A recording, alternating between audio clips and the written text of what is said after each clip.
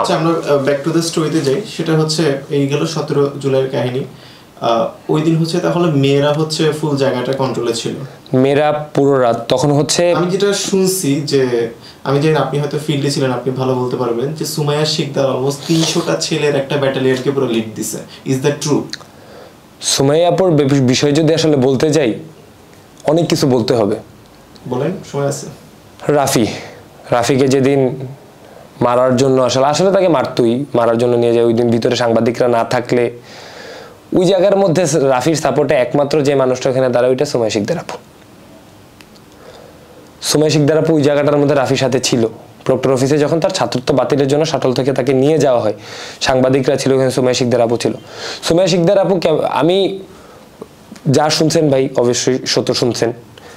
আমি একটা জায়গায় আসি যে জিনিসটা অনেকে জানে না।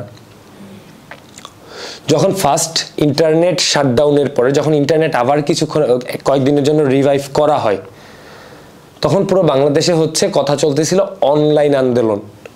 আমরা অনলাইনে আন্দোলন করব।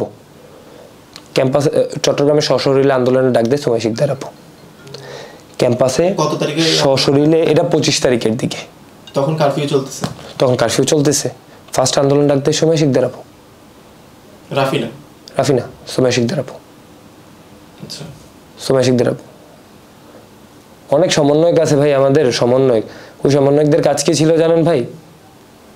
আমাদের গ্যাঞ্জাম চলতো, ভিড়ের মাঝখানে একটা মাইক থাকতো, তারা পার্টিকুলার কিছু দলের শেল্টারে আসতো, 15 মিনিট ভাষণ দিত, চলে যেত। ধ্রুব বড়ুয়া ভাই, রিদওয়ান ভাই, এরপরে সুমাইয়া শিকদার আপু, এরা এরকম মানুষ ছিল যারা ওই মাঠেও আমাদের সাথে ছিল।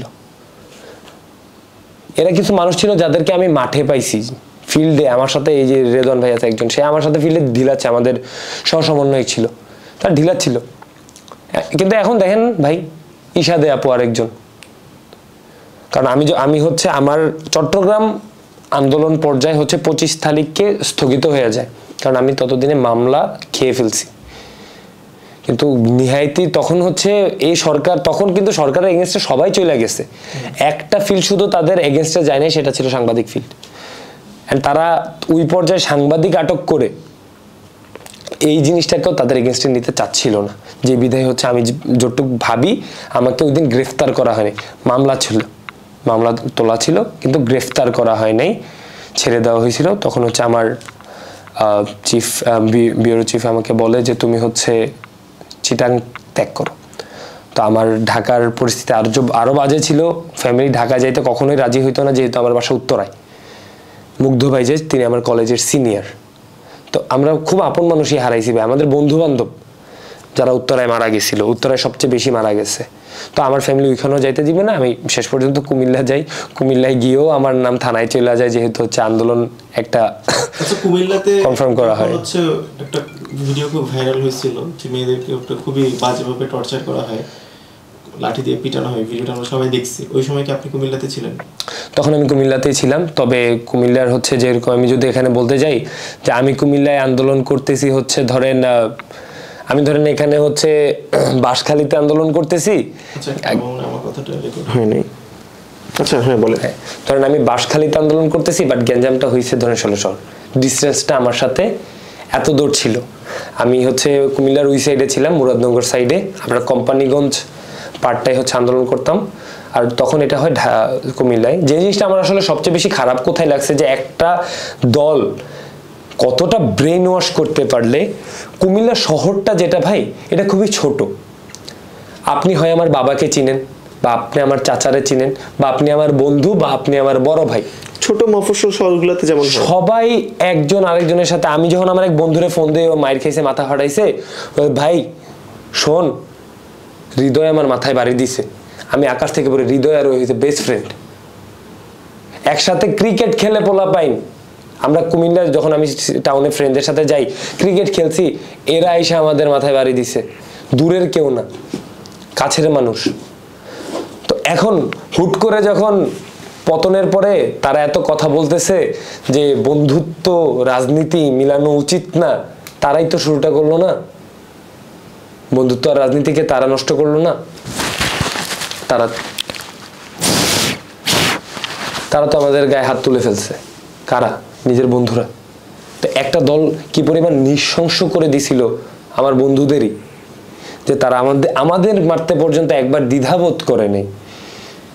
যে মানে যে হিসেবে আসলে আমরা বলতে পারি যে চট্টগ্রাম বিশ্ববিদ্যালয়ের জিনিসটা যদি বলি, যে এখানে মানে আমাদের ক্যাম্পাস ছাত্রলীগের নৃশংসতাটা একটু কম হয়েছে, কারণ করার কোনো ওয়েই ছিল না।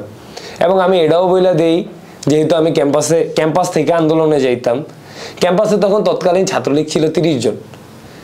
আল্লাহর দোহায়ে সবগুলা হচ্ছে আদু ভাই, সোপান, সাদাফ, এনকোরের যারা ছিল, তো এরা কন্টিনিউ যারা ছিল 30 জন ছিল। কিন্তু তখন আমি কিছু করতে পারতেছিলাম না, কারণ হচ্ছে ক্যাম্পাসে তখন আন্দোলনকারীদের মধ্যে আমি একা। ক্যাম্পাসে কিছু মানুষের তখন অবস্থান ছিল, কিন্তু আন্দোলনকারীদের মধ্যে আমি একা। কিন্তু ওই 30-40 জনকে মারতে কিন্তু ভাই বেশি সময়ও লাগতো না, ক্যাম্পাস ইয়াও হয়ে যেত। কিন্তু আমাদের আন্দোলনকারীরা, যেহেতু আমরা আন্দোলনটাকে শহরে নিয়ে গেছি, তো আমাদের আন্দোলনকারীরা ওই শহরের পজিশনগুলোতে ছিল। আমাদের কথা হইতো ফোনে একটা ফোন আসতো আজকে আন্দরকিল্লায়, একটা ফোন আসতো আজকে এখানে, চলে যেতাম। এভাবেই হচ্ছে আসলে আমাদের আন্দোলনটা কন্টিনিউ হয়ে গেছে, কন্টিনিউয়াস ভাবে চলে গেছে। তো যেই জিনিসটা আসলে জিনিসটাকে করে তোলে আমাদের আন্দোলনের মাঠটা চট্টগ্রামে, এটা যখন গণ অভ্যুত্থান শব্দটা কিন্তু অনেক পরে আসছে, আগস্টে আসছে। 25-এর মানে 30 তারিখ পর্যন্ত এর মাঝখানে তোরার অ্যাক্টিভিটিস কি, মানে এর সময় কি ছিল? তখন আমি তখন কুমিল্লা প্রথমে যাই। তখন হচ্ছে আমরা পুরো বাংলাদেশের জজ আদালত ঘেরাওয়ের একটা কর্মসূচি করা হয়, আদালত ঘেরাও। তোরা ঘেরাও করছিলি? তখন হচ্ছে আমরা কুমিল্লার আদালতটা ঘেরাও করছি। পরে হচ্ছে কুমিল্লায় কোম্পানিগঞ্জে আন্দোলন হয়, আমরা এই আন্দোলন যুক্ত করছি। তখন দেখলাম যে কোম্পানিগঞ্জ আমাদের দূর হয়, আমাদের আশেপাশের কয়টা গ্রাম মিলিয়েও হচ্ছে আমরা 4 তারিখে আন্দোলন করছি। আমি তখন যে কাজটা করতেছিলাম, তখন হচ্ছে আমি আমার সংগঠন রাষ্ট্রচিন্তার সাথে আমরা একটা প্রজেক্টের কাজ করতেছিলাম। মানে ওই প্রজেক্টটার মূলত কাজ ছিল হচ্ছে যে আমরা যে আহত শিক্ষার্থীরা, তাদের হচ্ছে আহত বা গ্রেফতার, তাদের ইনফরমেশনগুলো কালেক্ট করতেছিলাম এবং যথাসাধ্য চেষ্টা করতেছিলাম যে তাদেরকে কিভাবে হেল্প করা যায়। তাদেরকে, যে কেউ যদি আহত হয়ে থাকে তাকে আর্থিকভাবে, আর কাউকে যদি গ্রেফতার করে হয়ে থাকে তাকে আইনিভাবে, এই সহায়তার কাজটা হচ্ছে আমি অফ দ্য বেঞ্চ। যেহেতু হচ্ছে তখন আমি আন্দোলন মাঠটা এতটা, ওইখানে আন্দোলনের মাঠ আসলে এতটা নৃশংস না কুমিল্লা আমার এলাকায়, কারণ আমাদের এলাকাগুলোর যে আন্দোলনগুলো এগুলা নিজের ঘর দরের আশেপাশে। তো ওই জায়গায় যদি আসলে আমাকে কেউ টাচ করতে আসে না, ধরেন আমার কাকি দাও নিয়ে বের হয়ে যাবে যদি আমার গায়ে কেউ টোকাও দেয়, তো ওই জায়গাগুলোতে আসলে ওইভাবে নৃশংসতা হয় না। কারণ ওইখানে কেউ আমাকে মারতে আসবে, আমার পুরা গ্রাম ওর এগেনস্টে দাঁড়ায় যাবে যে আমার গ্রামের ছেলেরা কিভাবে তুমি হাত দিয়া ধরো। তো তখন হচ্ছে আমি অনলাইন তৎপরতা অনেক বাড়াই দিই। আর অনলাইন তৎপরতার মধ্যে যে কাজটা আমি সবচেয়ে বেশি করতাম, এটা হচ্ছে ইনফরমেশন পাস করা। আমি যখন এক সাইডে থেকে ইনফরমেশন একটা পাইতাম, আমি ওইখানেই বসে, আমি কিন্তু কুমিল্লায়, কিন্তু টোটাল আন্দোলন আমি তখনও চট্টগ্রামেরই চলতেছে। আমি একজনের থেকে খবর পাইতাম, দেখ আজকে নিউ মার্কেট, আমি ফোনে ব্যালেন্স ঢুকাইতাম 200 টাকা। যত আমার কন্ট্যাক্টের মধ্যে ছিল আন্দোলনকারী সবাইকে একটা করে ফোন দিতাম যে কালকে এখানে, আমি এই দায়িত্ব পালন করছি যে কালকে আন্দোলন এখানে, কালকে আন্দোলন এখানে, কালকে আন্দোলন এখানে, এতটার সময় চলে আসবা, এই প্রিকশন নিয়ে রাখতে পারো, এই জিনিস হইতে পারে। আর হচ্ছে ইন্টারনাল কিছু খবর বের করতাম যে এই জায়গায় কারা সমস্যা করতে পারে, তারা কিভাবে কতটুক পর্যন্ত সমস্যা করতে পারে। কুমিল্লাতে যাওয়ার পরে ম্যাক্সিমাম অ্যাক্টিভিটিসটা তোর হয়ে গেছিল তখন অনলাইন বেসড কানেক্টিভিটিটার কাজটা হচ্ছে আমি তখন ছেলেপেলেদেরকে ইনফরমেশন দেওয়া, মেসেজ দিয়ে, টেক্সট দিয়ে বা অনলাইনে যেভাবেই পারা যায়, তখন হচ্ছে আমি কানেক্ট করতাম আর এই জিনিসটা চালু রাখছিলাম। আর তখন হচ্ছে আমি আমার যে সোর্সগুলো ছিল, আমি হচ্ছে তখন একটাই কাজ ছিল যে ইন্টারন্যাশনাল যত মিডিয়া আছে, আমার দিনের একটা কাজ ছিল প্রত্যেকটা ইন্টারন্যাশনাল মিডিয়াতে 2 বার করে দিনে খোঁচা দেওয়া। পোস্ট রেডি ছিল ফেসবুকে, আমার কাজ ছিল এটাই যতদিন পর্যন্ত ইন্টারনেট ছিল। ইন্টারনেট শাটডাউন হয়ে যাওয়ার পরে হচ্ছে আমরা উইডার করতে পারি, পরে যখন আবার ইন্টারনেট ব্যাক আসে তখন হচ্ছে আমি এটাই করতাম, কন্টিনিউয়াস হচ্ছে ইনফরমেশন পাস করার চেষ্টা করতাম। যে এর মধ্যে আমার কিছু ইনফরমেশন ইয়াতেও গেছে, দেশভক্ত ইউটিউব চ্যানেলেও হচ্ছে আমার কিছু ইনফরমেশনের কথা হচ্ছে উনি ওইখানে উল্লেখ করছে। উনি যে কথাগুলো বলছে এগুলো আমার সাইড থেকে দেওয়া ইনফরমেশনই ছিল, যেটা আসলে ওই দেশে অনেকটা ভাবে করা হইতো যে এটা শুধু কোটার এগেনস্টে, ওই দেশের রাজনীতিকে ম্যানিপুলেট করার জন্য, কারণ ওই দেশের নিচু শ্রেণীর জন্য কোটা আছে, ওরা চায় এটা সরাই শুধু একদম নর্মাল করতে, বাট ওইটা লজিক্যাল। আমাদের এটা কিভাবে ইললজিক্যাল, ওই পুরো সংখ্যার যে একটা ব্যাপার আছে, এই জিনিসটা আমি ওনাকে প্রোভাইড করি যে আমাদের দেশে এখনো মানে 0.1% হচ্ছে মানে মুক্তিযুদ্ধের যারা ইয়া ছিল তাদের বংশধর, 0.1%, আর তাদের জন্য রাখা হচ্ছে 30% কোটা। আর এই জায়গাটায় আমাদের প্রধানমন্ত্রী কি করতেছে, সে হচ্ছে কন্টিনিউয়াস তার নিজের লোক দিচ্ছে, কারণ তার নিজের লোক যখন প্রশাসনে ঢুকবে তার এগেনস্টে তো আসলে কেউ কথা বলবে না। বর্তমানে আমাদের আমলাতন্ত্র আসলে এটাই হয়ে রয়েছে।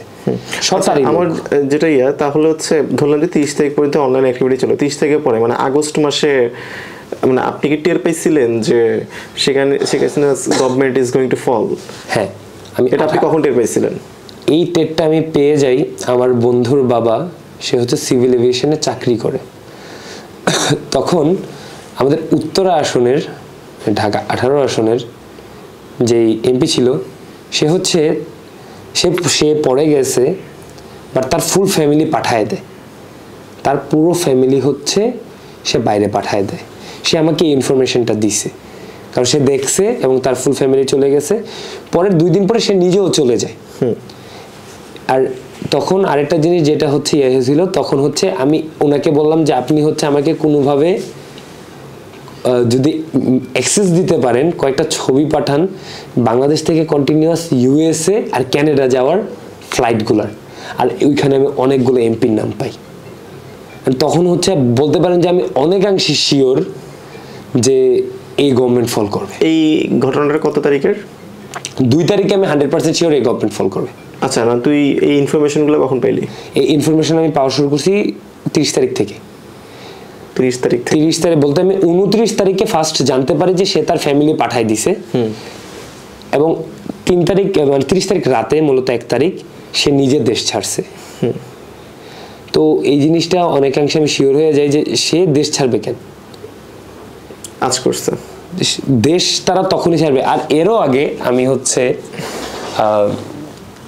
এটা অনেক আগেই আমি আর্মির একজনের কাছে যখন আমি আইএসএসবি দিতে যাই, তখন তার কাছ থেকে এরকম একটা আঁচ পাইছিলাম। সে বলছে যে দেখেন বর্তমান দেশের যে অবস্থা, মানে সে আমার এলাকার হওয়াতে সে আর কি ফ্রিলি বলছে যে বর্তমান দেশের যে অবস্থা, ইকোনমি ফল করবে। ইকোনমি ফল করা মানে হচ্ছে শ্রীলঙ্কার মতো অবস্থা হওয়া, মানুষজন রাস্তায় নাইমা আসা, তখন হচ্ছে সরকারের দেশের গতি ছাড়তে হবে। তো আওয়ামী লীগ সরকারের টার্গেট হচ্ছে যে তারা এইদার সেনা শাসন বা এরকম কিছু দিয়ে তারা হচ্ছে আস্তে করে দেশ থেকে কেটে যাবে। তারা যেহেতু যখন পড়বে তারা জানে যে তাদের আসলে শেষ পরিণতি, এটা তারাও জানতো তাদের শেষ পরিণতি কি, এটা হওয়ারই ছিল।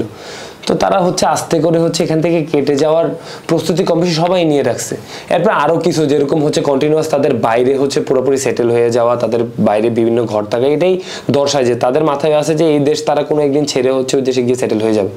তারা ওই জিনিসটা রাখছে। আপনি হচ্ছে মানে এটা কি মানে আপনার সামনে কি এমন হয়েছে যে গুলি খেয়ে কেউ মারা গেছে বা খুব আহত হয়েছে এরকম একটা? আহতর জিনিসটা কারণ হচ্ছে কি আমাদের যদি মৃত্যুর কথা বলি, এটা চট্টগ্রামে কম ছিল,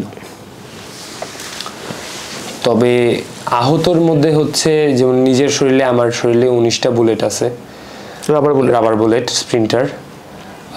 এবং হচ্ছে মৃত্যু যদি বলি যে হ্যাঁ আমার আপন বন্ধু বান্ধব মারা গেছে, তারা উত্তরায় মারা গেছে। আর বললাম যে মুগ্ধ ভাই যিনি আমাদের শহীদদের মধ্যে একজন, উনি আমার কলেজের সিনিয়র ভাই। তো ওইখানে যে কিন্তু চোখের সামনের মধ্যে হচ্ছে যে জিনিসটা আসলে অনেক হ্যাম্পার করছে, যে নর্মালি হচ্ছে পুলিশরা যেগুলো ফায়ার করতো এগুলো কম বেশি সোজা সোজা আসতো। তো আমরা ওইভাবে সেটেল থাকতাম, আমরা যারা সামনের দিকে থাকতাম আমরা সবসময় সেফে থাকতাম। লোডের টাইমগুলোতে হচ্ছে আমরা ঢিলাইতাম। আর চট্টগ্রামের মধ্যে বেশিরভাগ স্প্রিন্টার আর রাবার বুলেটই মারা হয়েছে। মেইন যে বুলেটগুলো যেগুলো ঢাকায় ইউজ করা হয়েছে, এটা চট্টগ্রামে একটু কম করা হয়েছে। এখানে splinter, tear shell, stun grenade, অবশ্যই এটা আরেকটা জিনিস, স্টান গ্রেনেড মারা হয়েছে। আর ককটেল তো আমাদের কাছে বর্তমানে পটকা ছাড়া আর কিছুই না, এরকম হচ্ছে একটা অবস্থা। তো আমার সামনে হচ্ছে কি, আমার যে জিনিসটা সবচেয়ে ইয়া লাগে, ঢাকায় যখন হচ্ছে আন্দোলন পরবর্তী সময় আনসাররা একটু সমস্যা করলো, তখন আমি ত্রাণ নিয়ে কুমিল্লা, তখন আমার অনেক মন চাচ্ছিল ঢাকায় থাকতে, কারণ আমার আসলে বেশিরভাগ বুলেট হচ্ছে আনসারের দান। তো সে গুলি করলো মাঝ বরাবর একজনের, আমি একদম রাস্তার এক কর্নারে হচ্ছে ইয়ার পিছনে, ল্যাম্পপোস্টের পিছনে। এইগুলো আমার গায়ে কিভাবে লাগে ভাই আমি জানি না, অন্য দিক থেকে আসছে বলে হয়তো। কারণ আর এটা খুব ভালো সালো গুলি ছিল, কারণ এটার স্পটটা আমার হাড়ে সবচেয়ে, আমার চামড়া সবচেয়ে বেশি, এটা পুরো একটা জায়গা নিয়ে হওয়া। তো সে, আমার কথা হচ্ছে যে সে গুলি করছে এক জায়গা থেকে, সে সেন্টারের দিকে, মানে মাঝে একটা ছেলে ছিল ঢিলা ছিল, তার দিকে তাক করে গুলিটা সরে আমার গায়ে কিভাবে গুলি লাগলো। তো আচ্ছা 2-3 অগস্টের দিকে আপনার অ্যাক্টিভিটি কি ছিল? 2 আর 3 অগস্টের দিকে তখন হচ্ছে আমি তো শিওর যে ফল তো করবে। তো তখন হচ্ছে আমি আমার এলাকার আন্দোলনটাকে, তো আমার এলাকাতেই হচ্ছে চবির অনেক পোলাপাইন আছে, তো ফার্স্টে তাদেরকে রিচ করি, অন্য গ্রামের পাশাপাশি গ্রাম তাদেরকে রিচ করি। তো তারা বলে যে এরকম, তাহলে ঠিক আছে আমরা তো একটা করতে পারি। তো আমরা তখন ওইরকম ভাবে, তো আমাদের ফার্স্ট যে মিছিলটা 4 তারিখে আমরা নামাই, তো ওইটাতে 5 থেকে 5.5 সর্বপ্রথম মিছিল কি তোরাই নামাইছিলি? আমাদের এলাকায়, তোদের এলাকায় তোরা নামাইছিলি? কুমিল্লায় শহরে মানে এখানে কোন শিবির, ছাত্র দল, বৈষম্য বিরোধী ওই টাইপের কোনো ইয়া ছিল না, জাস্ট ছেলেপেলে নামাইছিলি না ওইগুলা। আমাদের মিছিলের একটা বলতে পারেন যে আমাদের মিছিলের 3 ভাগের 1 ভাগ ছিল মেয়েরা। মেয়েরা আসছে, আমরা স্টুডেন্টরা ছিলাম, সবাই স্টুডেন্টরা, এবং এগুলা আমাদের স্টুডেন্টদের ফোনে ফোনে এই জিনিসটা হয়েছে যে আমরা সবাই ফোন দিছি আমরা যাবো ইয়ে করবো। আমি গ্রাম মফস্বলে যেটা আসলে হয়ে থাকে, আসলে ভাই গ্রামের রাজনীতিতে দলীয় রাজনীতিটা একটু কমই, সবাই হচ্ছে বানের জলে গা ভাসায় যে আওয়ামী লীগ আসছে আওয়ামী লীগ, বিএনপি আসছে বিএনপি, যে কারণে আসলে আমার ভালো লাগে না ওদের এটা, কিন্তু ওরা এটাই করে। তো যে কারণে দেখা গেছে কি, মানে ওই আন্দোলনটা হইছে, বাট ওইটার এগেনস্টে কেউ কিছু বলবে না, হ্যাঁ, বাট আমাদের নাম চলে গেছে পুলিশ স্টেশনে। আচ্ছা এরপরে আমি এতে আসি যে 4ই অগস্ট প্রথমে তো বলা হইলো যে 6 তারিখ, তারপরে হঠাৎ করে যখন বলা হলো 4 তারিখ, ওই সময় কি মানে তুই কি ঢাকা মুখী রওনা দিছিলি? বা রওনা দিয়েছিলাম বাইক মানে নিয়ে। ওই 4 তারিখ থেকে 5 তারিখ পর্যন্ত কি হয়েছে দেখি বলা হয়। কারণ আমার টার্গেট হচ্ছে 5 তারিখ আমি ফেরি পার হয়ে কুড়িল, আপনার মানে নরসিংদীর দিকে একটা ইয়ে আছে আমাদের বাঞ্ছারামপুর হয়ে, যেহেতু আমাদের ওই সাইডের ঘাটগুলো একটু বন্ধ, তো আমি ব্রাহ্মণবাড়িয়ার বাঞ্ছারামপুর হয়ে নরসিংদী দিয়ে ঢাকা ঢুকবো, এই প্ল্যান। 4 তারিখে আমি এই প্ল্যানটা করি, আমার সাথে আরো 4-5 জন ছিল যে তারা আসবে। এর মধ্যে হচ্ছে 4 তারিখ রাত হুট করে বাইক, তো হচ্ছে আমাদের টার্গেট হচ্ছে ওইভাবে যাব। তো এর মধ্যে হচ্ছে আমরা হচ্ছে ওই এলাকায় আমাদের বন্ধুদের খবর লাগাই যে আমরা এই রোডটা ভাবছি, এই রোড দিয়ে হচ্ছে আমরা বাইক নিয়ে 2 জন, আমি আর আরেকজন, সে আমার থেকে বয়সে অনেক সিনিয়র। 4 তারিখ সে আমার থেকে বয়সে অনেক সিনিয়র, আমার গ্রামের। এটা হচ্ছে রাতের কয়টা বাজে? তখন আপনি বলতে পারেন যে তার সাথে আমার এশারের নামাজের পর কথা হয়, মানে 8-9টার পরে। হ্যাঁ, আর সিরিয়াস হই আমরা এই বিষয়ে 11:30টার পরে যে আমরা ঢাকা যাব। হ্যাঁ, আমরা ঢাকা যাব। আচ্ছা, আমরা ঢাকা যাবই। আমি রাতে ঘর থেকে খাইয়ে দায়ে আসছি, কারণ ঘরে জানলে তো কাকা কাকিরা কেউ যাইতে দিবে না, জানেন যে পরের দিন আসলে কেন ঢাকায় কি হবে। আমি খাইয়ে দায়ে আসছি, আমি একদম আলাদা রুমে থাকা শুরু করছি। আমার কাকা বিদেশে থাকে আর আরেক কাকা শহরে থাকে, ওনাদের বিল্ডিংটা ফাঁকা, ওনাদের বিল্ডিং এর চাবি নিয়ে আমি একা ওনাদের বিল্ডিং এ থাকি, আমার সাথে আমার এক ফ্রেন্ড।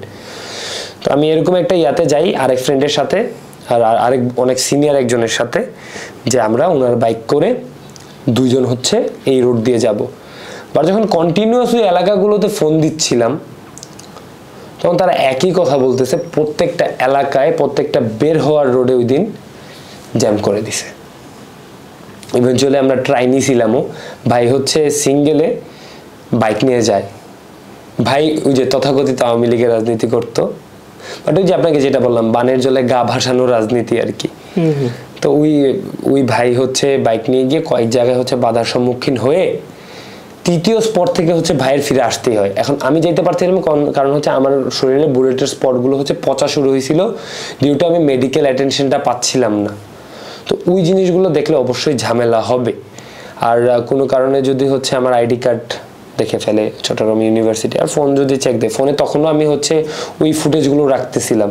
তো এখানে বাইরে বললাম যে আপনি হচ্ছে এই 2টা এলাকা পার করেন, তাইলে হচ্ছে এয়ারপোর্ট থেকে আমরা পার হইতে পারবো। ভাই হচ্ছে ওই দিক দিয়ে 2 এলাকা পার হইতেই পারেনি, সে বাধার সম্মুখীন হয়ে ফিরে আসে। আমরা ছাত্রলীগ, হ্যাঁ নাকি পুলিশ? না, ছাত্রলীগ।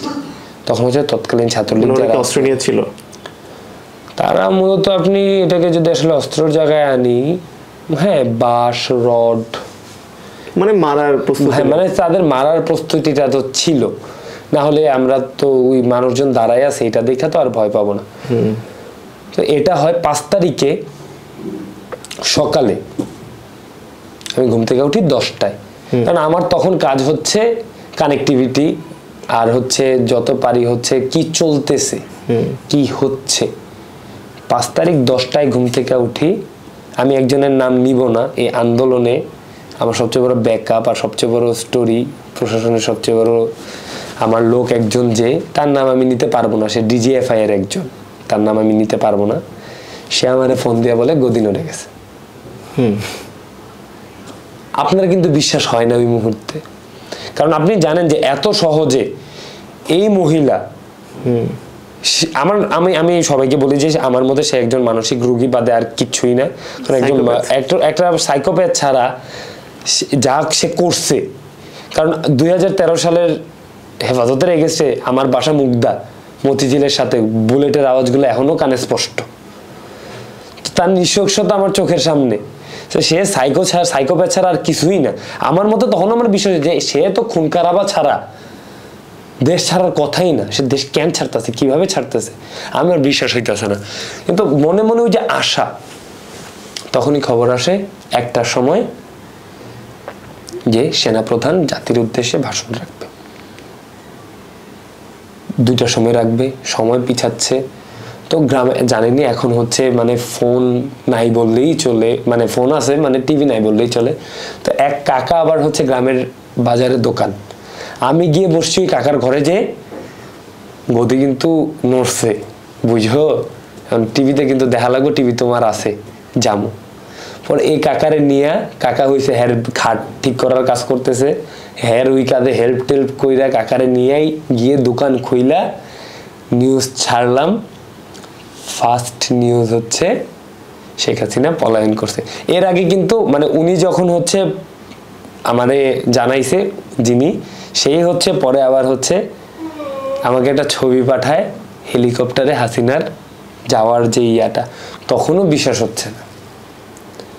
কিন্তু তো এরপরে তো আসলে যখন আমি টিভিতে দেখে ফেলছি, দৌড়ে গিয়ে হচ্ছে মাইকের দোকান থেকে মাইক ভাড়া করে বড় উল্লাস মিছিল, যেটা আসলে থ্রু আউট দ্য বাংলাদেশ সব জায়গায় হয়েছে যে সে চলে গেছে। কিন্তু ওই যে খুশিটা, ওই খুশি রাতে স্পিকারে গান বাজনা হবে, খাওয়া দাওয়া হবে, মজা হবে, যা হবে, ওইটা আমার না রাত পর্যন্ত ওই খুশিটা আমি আর সাস্টেন করতে পারি নাই। যে কোনো এক মানে হুজুর বেশি, মানে এটা লেবাস ধরে তারা প্রকৃত আলেম, তারা এইসব তাদের মুখ থেকে আমার মনে হয় না এই স্টেটমেন্ট আসার কথা। মূর্তি ভাঙার ডাক দেয়, হিন্দুদের ঘরগুলোতে অ্যাটাক হওয়া শুরু হয়। এভেনচুয়ালি আমরা আমাদের ওই হিন্দু জায়গাটার মধ্যে আমাদের এরিয়াটা এরকম ছিল যে আমরা বলি পর্যন্ত নাই যে তাদের, কারণ আমরা এতটা মিল্লামিশা থাকি হিন্দু মুসলমান, ওইখানে কিন্তু হিন্দুরাও এসে আমাদের সাথে নাচতেছে, হিন্দু বন্ধু বান্ধবরাও নাচতেছে, আমরা বলি পর্যন্ত নাই যে আসলে যে তাদেরকে আটকাতে হবে বা কিছু। বাট ওই সুখটা আমার ওই যে সাস্টেন করলো না। আচ্ছা, মোটামুটি এই তাহলে আপনার হচ্ছে 5ই আগস্ট পর্যন্ত আমাদের গল্প সিরিজের আপনার গল্প।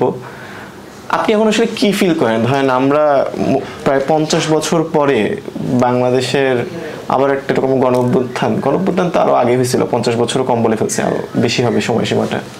ধরলাম 71 সালের পরে আমরা আবার এরকম একসাথে এরকম ভাবে জমায়েত হয়েছি।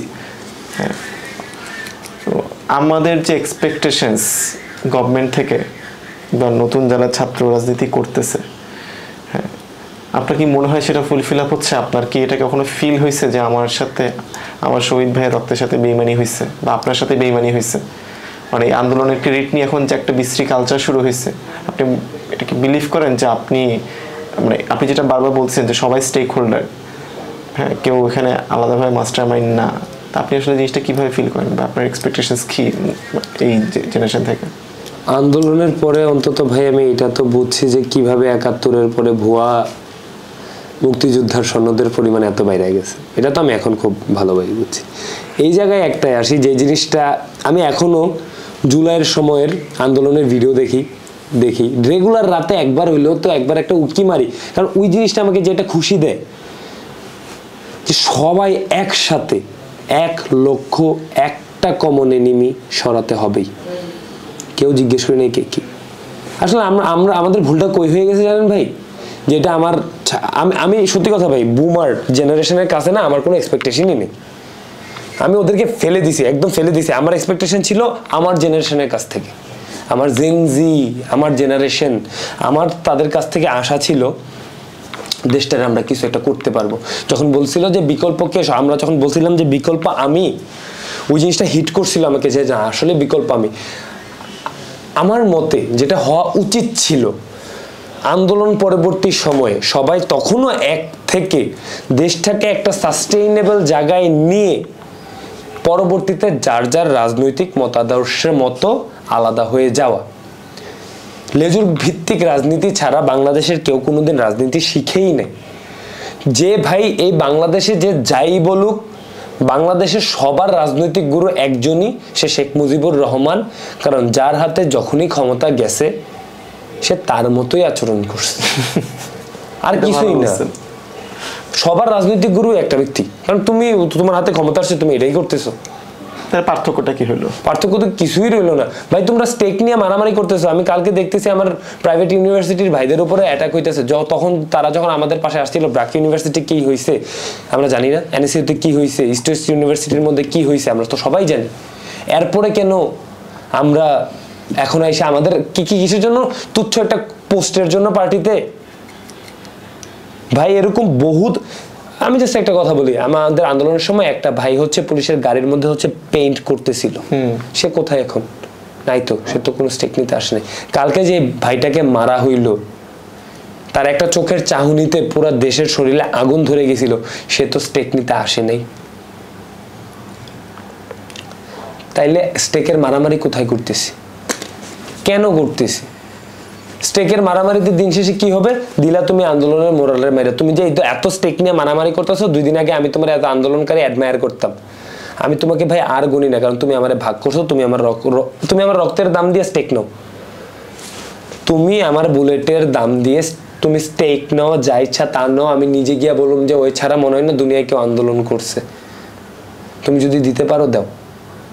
তুমি আমার রক্তের উপর দিয়ে ভাই, তুমি আমার শহীদ ভাইয়ের রক্তের উপর দিয়ে রাজনীতি করতেছো সবাই। এই জিনিসটাকে আসলে একটু থামানো উচিত। মানে ভাই আমি এখন দেখি যে পলিটিক্যাল পার্টিগুলো ওই দলটাকে গণতন্ত্রের নামে আবার পুনর্স্থাপিত করতে চায়।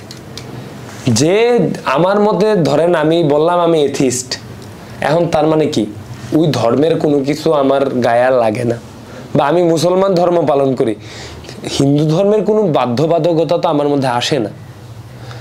তুমি গণতন্ত্রে বিশ্বাসী না, আমি হিন্দু ধর্ম বিশ্বাস করি না, আমি মুসলমান ধর্মে বিশ্বাস করি, তো অবশ্যই ওই জিনিসের কোনো জিনিস আমি অ্যাপ্লিকেবল হব না। সেম ভাবে আমার নিজের সুবিধার ক্ষেত্রেও ওই ধর্মের কোনো কিছু আমি নিজের গায়ে লাগাইতে পারবো না। যে গণতন্ত্রকে একদম ধ্বংস করছে, তাকে গণতন্ত্রের দোহায় কিভাবে আনি? ধরলাম খুব তারা ভোট পাবে না, তাদের এখনো দেশের মধ্যে 25 to 30% ভোট আছে, এটা তো এই টাইমে আমি বুঝে গেছি। তারা আসলো, তারা কিছু আসন তো পাবে। ওই আসনে আমার যে আন্দোলনকারী ভাই বোনেরা ছিল, তাদের সেফটির স্টেক কি আপনারা নেবেন? আপনারা কি তাদেরকে সেফটি দিতে পারবেন? আর তারা আসার পর যে সেম নৃশংসতা করবে না। সবচেয়ে বড় সমস্যা এই দলটার হচ্ছে এদের কর্মীদের এত বাজেভাবে ব্রেন ওয়াশ করা হয়েছে। আমার নিজের সাথে এক কর্মীর দেখা, তার এখনো একই কথা, আপা আসুক, আপা আবার আসবে, আসলে বুঝামো এদের এই 1 নম্বর গেটে, ভার্সিটির 1 নম্বর গেটে। এই তো আমার কথা হচ্ছে ভাই, যার দলের লোকজনের মনেই হয় না যে সে কোনো ভুল করছে, তো সে যদি এসে আবার নির্বাচন করে, তারা কি নৃশংসতা করবে না? আর আমরা কি জানি না এই নৃশংসতাগুলা কে করতেছে? কিসের দোহায় তাদের আনবো? আপনার হচ্ছে আমার যেটা ইন্টারভিউর শেষ প্রশ্ন, যে হোয়াট ইজ ইউর এক্সপেকটেশনস, খুব সংক্ষেপে বলবেন। এই দেশ থেকে আমার বর্তমানে একটা এক্সপেকটেশন, যদি পারেন লেজুর ভিত্তিক রাজনীতি বন্ধ করেন, আর প্রত্যেকটা স্টুডেন্ট উইং প্রত্যেকটা পলিটিক্যাল পার্টির তার পলিটিক্যাল পার্টির থেকে ইন্ডিপেন্ডেন্ট হবে, আইডিওলজি থাকবে। তবে আমার দল যদি একটা স্টেটমেন্ট দেয় and as a student wing আমি যদি এটার অপোজে থাকি, আমি এটার অপোজ করব, সবার সামনে করব, আমি এটার বিরোধিতা করব, লাগলে আমি এটার জন্য মাঠে নামবো। কারণ জেনারেশন ওয়াইজ স্টুডেন্টদের থিঙ্কিং একরকম হবে, তাদের থিঙ্কিং একরকম হবে। স্টুডেন্টরা স্টুডেন্ট, আমরা স্টুডেন্ট উইং। ছাত্র লীগ যদি তাদের লীগের পূর্বের ছাত্রটার দিকে একটু মনোনিবেশ করতো, মনে হয় না তারা এতটা হিংস্র হইতে পারত। প্রথমে লীগ ছাত্র না, লীগের ছাত্র না, তারা ছাত্রলীগ, তারা ছাত্রদের ছিল, তারা ওই জিনিসটার থেকে সরে আসছে। সেম জিনিসটা যাতে অন্যান্য পার্টি না হয়। আমার দলের এই জিনিসটা ভালো লাগে নাই, আমার স্টেক থেকে আমি বলবো, মানে মন খুলে বলতে পারি না। হ্যাঁ আমি বলবো, লাগলে আমি আন্দোলনেও নামবো। নিজের দলের সমালোচনা নিজের করতে পারে এবং এর কারণে যাতে বহিষ্কার হইতে, হ্যাঁ আমার বহিষ্কার হইতে হবে না, জন্য যাতে কেউ মানে বাকস্বাধীনতার জন্য যাতে কেউ বহিষ্কার। আমি ধরেন আজকে ধরেন আমি জামাতে ইসলামী একজন, আমি জামাতে ইসলামীর একজন বা আমি হচ্ছে জামাত শিবিরের একজন, জামাতে ইসলামীর থেকে হচ্ছে একটা স্টেটমেন্ট গেল, বা হচ্ছে যেটা আমি কিছুদিন আগে দেখলাম যে হচ্ছে জাতিসংঘ যে রিপোর্টটা করছিল, ওই রিপোর্টে হচ্ছে জামাতে ইসলামী থেকে কোনো প্রতিনিধি দল দেওয়া হয় নাই। কিন্তু বিগত 16 বছরে সবচেয়ে বেশি গুম খুনের শিকার কিন্তু তারা হয়েছে, সবচেয়ে বেশি নির্যাতিত তারা হয়েছে। তাহলে তারা কেন প্রতিনিধি দেয় নাই? এটা যাতে আমি যদি ছাত্র শিবিরের একজন হয়ে থাকি, আমি যাতে এটার কমপ্লিট অপোজ করতে পারি, সামনে এসে করতে পারি, লাগলে আমি এটার জন্য যাতে মাঠে আন্দোলনেও নামতে পারি, তাদের এগেনস্টে নামতে পারি, স্টিল তারা আমার এটাকে তাদের এগেনস্টে কোনো পার্সোনালি বা ইগোতে না নিয়ে সে বলবে না কথা তো সে যেটা বলছে ঠিক বলছে, আমরা ঠিক না বললে আমি জিনিসটাকে আমরা এই জিনিসটাকে বিবেচনা করব।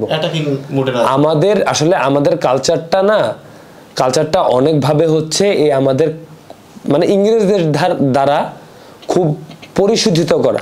তো তারা কি শিখায় গেছে যে আমার উপরে কিছু বলবা না। তো এই সেম জিনিসটা না এখনো চলে আসতেছে। আমরা এখনো আমাদের পোস্ট কলোনিয়াল যুগ থেকেই বাইরে হইতে পারি নাই। ইংরেজরা আমাদের যে শাসন করে গেছিল, এত ভালো শাসন করে গেছে, আমরা ওই শাসনই চলতেছি। তখন ওইটা ওরা করতো ওদের স্বার্থে। মানে দিন শেষে আপনার যেটা এই নতুন দেশ থেকে চাওয়া সেটা হচ্ছে ফ্রিডম অফ স্পিচ। তাহলে আমরা এইটাতে কনক্লুশন টেনে আমাদের আজকের আলোচনা সমাপ্তি টানতে পারি, কি বলেন? হ্যাঁ, তবে একটা জিনিসে যে আমি এক জায়গায় খুবই বায়াসড, ফ্রিডম অফ স্পিচ থাকবে, তবে কারো কোনো ধর্মের এগেনস্টে না। কারো ধর্মকে ছোট করার ধর্ম কোনো ধর্ম দেয় নাই, ছোট করতে পারবে না। তাই ফ্রিডম অফ স্পিচ থাকবে, ধর্মের এগেনস্টে না। ওকে, ঠিক আছে, থ্যাংক ইউ, দেখা হবে, বিদায়।